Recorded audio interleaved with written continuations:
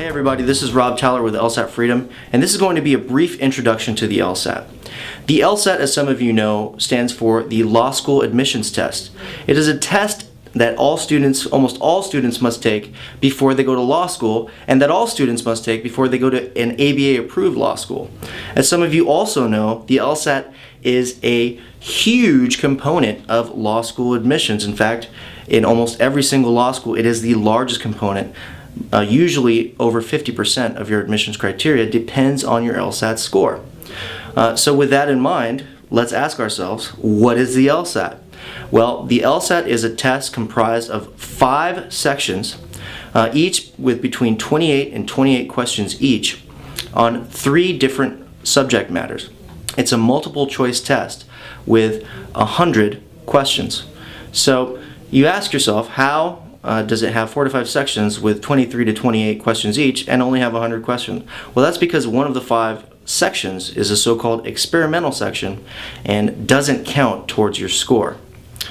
Out of the 4 remaining sections, 2 are so-called logical reasoning, 1 is logic games or analytical reasoning, and 1 is reading comprehension. The logical reasoning section comprises 50% of the graded portion of your score. These are normally little snippets, usually arguments, but could just be a set of facts, and they ask you a brief question after them. Since it is over half of the exam, it is what we focus on quite a bit here, as your improvement on that score will often help you in the other sections. Next, we have the analytical reasoning or the logic game section. This is the dreaded logic games that everyone is so afraid of when they start studying for the LSAT. The good news is, with the least amount of assistance, you'll find the most improvement, because most students find it's their lack of familiarity with the subject matter that makes this section so daunting.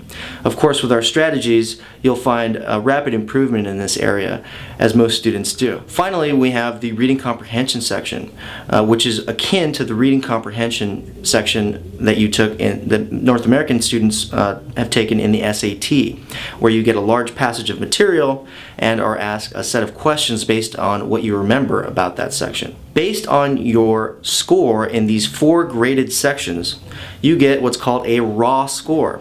Now, the raw score can appear anywhere on this bell curve, based from 0 to 100.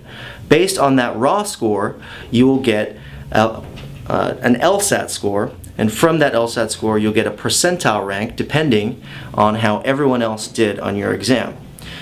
So for example, if you get only 10 incorrect, you could get a score of 168, whereas if you miss only 5 more questions, your score will change dramatically. I hope this video really helps clarify what the LSAT is. Of course, our course has comprehensive resources to help you prepare for the exam, and we look forward to helping you out in this.